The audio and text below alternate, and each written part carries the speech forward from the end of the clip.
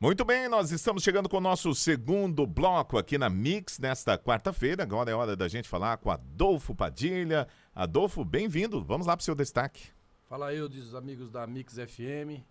Destaque é que tá chegando, né? Falta aí 4 dias para decisão, para eleição. Muita gente nos pergunta, gente que gosta de política, se é uma eleição para ser decidida no primeiro turno. Eu acho muito difícil ser decidida no primeiro turno por vários aspectos. Primeiro, até pelo aspecto matemático mesmo, entendendo que o percentual de pessoas que optam pela esquerda não vai permitir que haja uma vitória de primeiro turno pelo candidato da direita. E segundo, que eu acho que o próprio sistema não deixaria, né? Seria muito poder por uma reeleição de um presidente vencer no primeiro turno. Seria um cala-boca para todos nós, inclusive para mim, se isso viesse a acontecer. A palavra que você quer falar é daria muito na cara. Eu acho o seguinte, eu digo pró-Bolsonaro. Pró-Bolsonaro. Eu acho que o sistema não deixaria e não deixa o Bolsonaro vencer no primeiro turno. Seria muito poder. Né? E o Bolsonaro luta contra um sistema estabelecido de poder paralelo nesse país, não diria nem paralelo, poder oficial, né? Do emparelhamento completo da máquina administrativa, do judiciário, enfim, de tudo que a gente está vendo. Esse sistema, o consórcio de mídia, esse sistema desses interesses todos, dessa ideologia que hoje nós temos dentro do Estado brasileiro, dos órgãos, seja ele da Justiça e todos os outros, não permitiria que o Bolsonaro venceria no primeiro turno. Seria um grande tapa na cara de quem, como eu, estou dizendo isso aqui agora. Então eu acho que vai ter um segundo turno. Bom, estou falando isso até porque as pesquisas eleitorais dá quase primeiro turno pro Lula, né? Pro outro candidato. As pesquisas eleitorais que o consórcio divulga dá quase primeiro turno pro Lula. Há uma semana atrás dava no primeiro turno pro Lula com certeza, concorda? Concordo. De anteontem para cá é quase. As pesquisas que o consórcio não divulga dá primeiro turno Bolsonaro. Então, nós vamos saber quem é que está apostando mais a sua credibilidade. Os consórcios tradicionais, as pesquisas tradicionais já não têm muita credibilidade. Vamos ver essas novas aí, como é que está. Tem um instituto chamado Veridas. Até vou dar uma dica aqui para quem está nos ouvindo. Veridas, com V. Esse instituto, nas últimas eleições, ele foi o que mais acertou os resultados do primeiro e do segundo turno. E desde o começo com uma lógica que acabou chegando no final a mesma coisa. Ele aponta a vitória do Bolsonaro, mas com o segundo turno. Muito bem, olha, a defesa pediu e o Tribunal de Contas aumentou o prazo para respostas sobre a checagem paralela dos votos na eleição deste ano. A pasta teve sua solicitação atendida e poderá enviar as demandas até a próxima sexta-feira. Isso está muito estranho, né, Eudes? Porque, veja bem, serão por volta de 400 boletins que serão feitos uma contagem paralela para ter uma equivalência de uma possibilidade de resultado geral sobre todas as outras urnas. Isso é o suficiente? Não, isso não é o suficiente. Para aqueles que, como eu, leu algumas coisas e debatemos várias vezes aqui no programa sobre a segurança da urna, isso ajuda, mas não é o suficiente. Não achem vocês que ainda não pode ter algum problema. Você não viu a explicação do Luciano Huck, né? Sobre pesquisas eleitorais e sobre as porcentagens. Eu acho que se a gente, nessa altura do campeonato, for querer ouvir o Luciano Huck falando sobre pesquisas eleitorais, é a mesma coisa você querer ouvir a Anitta e achar que é Beethoven. Então não dá para ouvir. Me desculpa, mas não dá. Luciano Huck não dá. É a mesma coisa, agora você vê os artistas fazendo... Agora não é mais ele não, né? Agora é o Elinho que eles estão fazendo. E você vê pelos comentários que não tá bom o negócio pra esquerda. É só vocês entrarem nos comentários. Você vê lá nos comentários o Casagrande, que há uma semana atrás fez um podcast dizendo que não pede voto, fez um vídeo junto com o Lula e só tomou pancada nos comentários. Mas não é o suficiente. E tá estranho assim, porque, veja bem, eles pediram um prazo até sexta-feira. A eleição é 2 dias depois, né? No domingo, né? Então, seja lá o que for que eles for estranho, né? Seja lá o que eles for responder, não dá tempo de reparar muita coisa, né?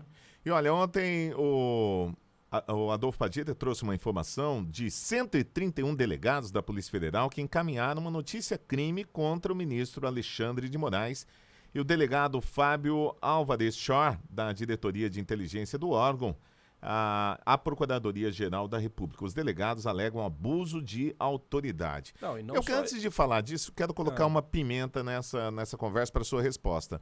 O Alexandre de Moraes é um juiz de carreira. O Alexandre de Moraes não deixou de ser um indicado. E realmente não tem essa informação para te dar agora. Não, ele não é juiz, ele é juiz de carreira, ele era professor de faculdade. Não, mas ele foi juiz.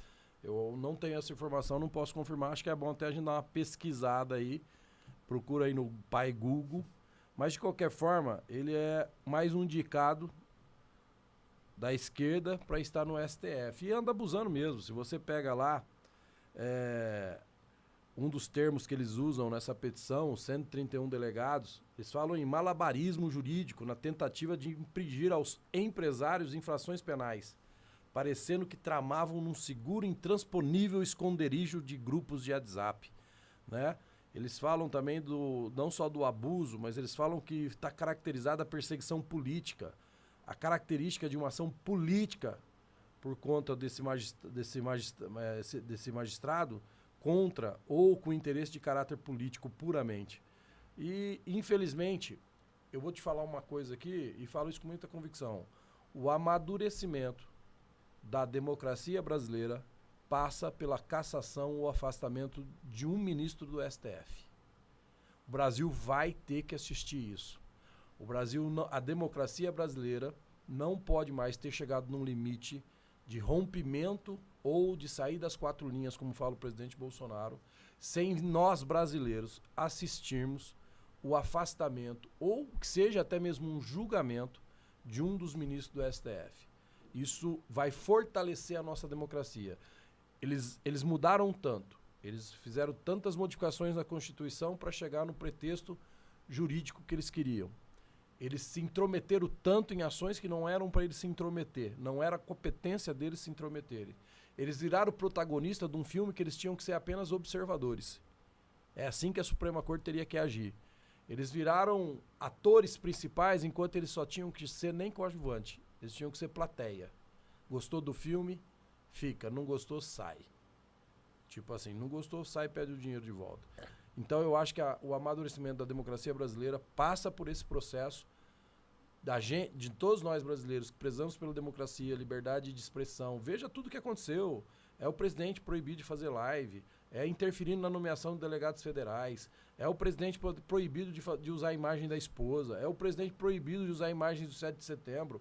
Hoje eu estava lendo uma matéria, hoje é quarta-feira, eu estava lendo uma matéria agora cedo, dizendo que o Alexandre de Moraes, uma fonte do STF, deixou vazar, que o Alexandre de Moraes pode decretar a qualquer momento a proibição da camisa brasileira no dia da eleição.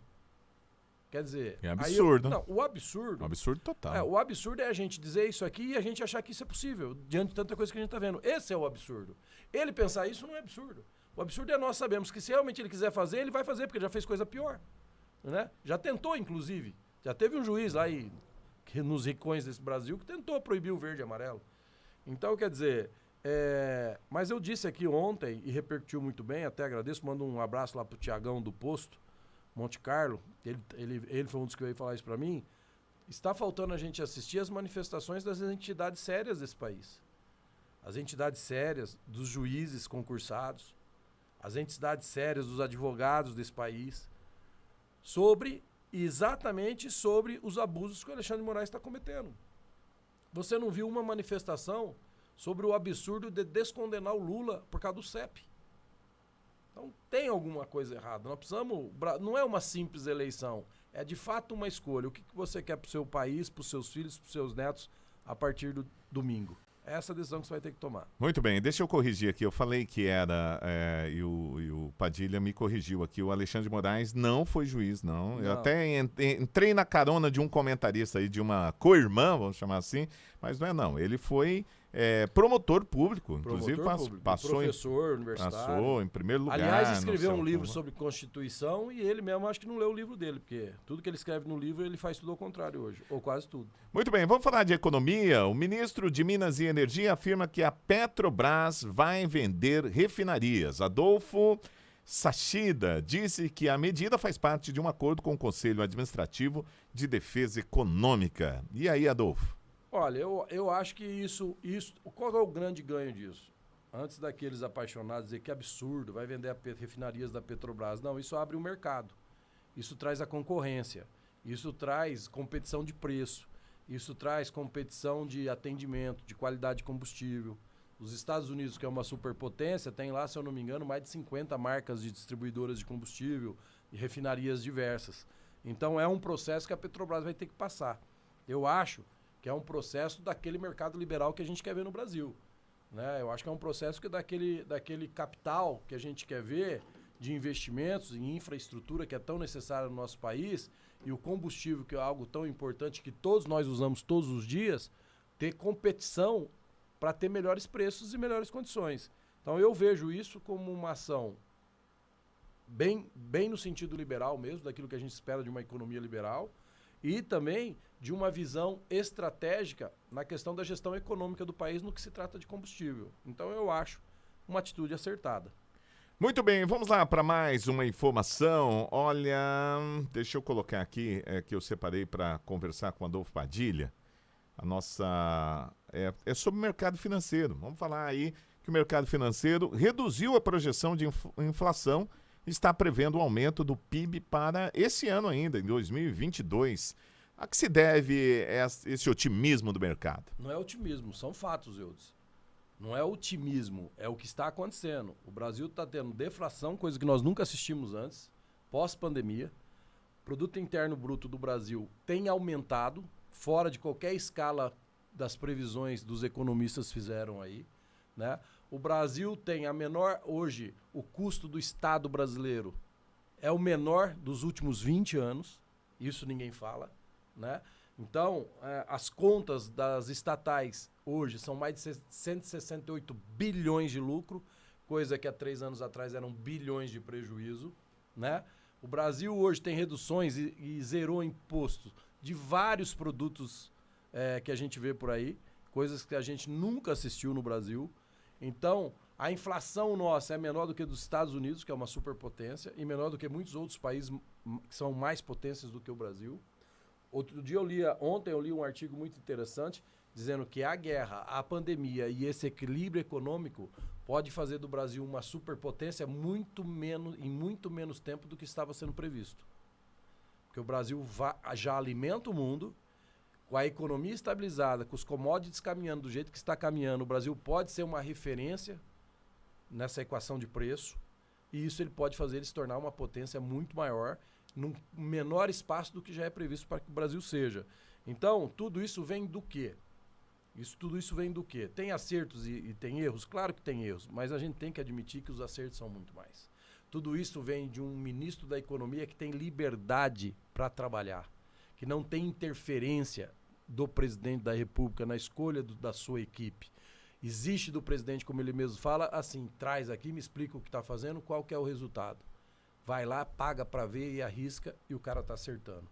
Então, como disse o presidente na live dele ontem e numa entrevista da Record, o grande responsável, claro que é o Paulo Guedes e a equipe dele, mas isso faz parte de um governo que escolheu um cara que está fazendo bem o serviço, que confia no cara que está fazendo bem o seu trabalho e que deu liberdade para ele escolher sua equipe a tendência da escolha. Na hora dos frutos tem que lógico, dar nome aos bois também, né? Quando dá errado, todo veja mundo bem, dá uma casquinha. Tem um ensinamento que diz o seguinte: o cara mais inteligente é aquele que escolhe pessoas mais inteligentes do que ele para trabalhar para ele, né? Esse é o cara mais inteligente. Que é o meu caso, né? Exatamente. Eu tô Escolhi aqui trabalhando né? para você, certo? Brincadeiras à parte, eu acho que economicamente o Brasil nunca teve num quadro tão favorável. E se não fosse a pandemia, o Brasil estaria voando. Hoje nós estamos decolando e planando, com muita responsabilidade. Mas o Brasil estaria voando a velocidade supersônica. Agora, bem rapidinho, tá? Falando sobre Presidente Prudente, vou pegar ele de surpresa aqui na pauta. Eu ia falar sobre o investimento do Instituto de Criminalística em Presidente Prudente, um investimento de 23 milhões pelo governo do estado, mas não quero falar sobre isso não. Vou falar sobre a CDHU, que ontem teve uma reunião, a gente teve acompanhando de perto com a presença do secretário de Estado, também o presidente da CDHU, Silvio Vasconcelos, nesse evento que está lançando um conjunto de apartamentos ali no Humberto Salvador. importante... 258 unidades, não é isso? 228 apartamentos. 228 apartamentos. Isso é... Moradia sempre é bom. Mais um investimento do governo do estado, com essa parceria com o Ed Thomas. É o jogo da política. Abriu o cofre, hein? Abriu o cofre. Eu vejo algumas pessoas dizendo por que o prefeito Ed Thomas, nesse primeiro momento, apoia o Rodrigo Garcia. É simples. Porque o governador liberou verbas, demonstrou interesse em ajudar naquilo que a cidade precisa e o prefeito age com gratidão e responsabilidade. Porque daqui 2 anos, quem vai cobrar ele das obras que ele prometeu e não terminou sou eu, sou você, não é nenhum candidato a governador, nenhum governador. É quem está andando na rua. E o Rodrigo Garcia, ele hoje tem apoio de vários prefeitos, inclusive aqui em Prudente ele tem apoio dos 2 ex-prefeitos. Ele tem quase, mais de 500, né? Mais de 500. Mais de 500. É natural, o PSDB está no governo faz 30 anos. Agora, importante salientar que o Ed Thomas já declarou que apoia o presidente Bolsonaro. Importante salientar que o Ed Thomas falou isso ao vivo numa live com o governador Rodrigo Garcia. Essa coragem nós temos que enaltecer, porque os políticos gostam de fingir. O Ed se posicionou. Eu sou grato ao presidente Bolsonaro e estarei com o presidente Bolsonaro e com o governador Rodrigo Garcia nesse primeiro turno. É isso que nós temos que elogiar nos políticos. Mas tem gente que parece que insiste, que gosta daquele fingimentinho, né? Eu não vi, repito aqui, outro dia eu escrevi na minha rede social, deu um fugico danado. Repito, eu ainda não vi o ex-prefeito Tupã, o ex-prefeito Bugalho, o ex-candidato Paulo Lima, os ex-candidatos a prefeito, que não vou falar o nome, que alguns são candidatos a deputado agora, declarar com qual presidente eles estão. Você que está me ouvindo já ouviu? O Ed Thomas já declarou. Ele está com o presidente Jair Bolsonaro. Muito bem, nós estamos encerrando o nosso programa de hoje. Grande abraço e até amanhã. Valeu.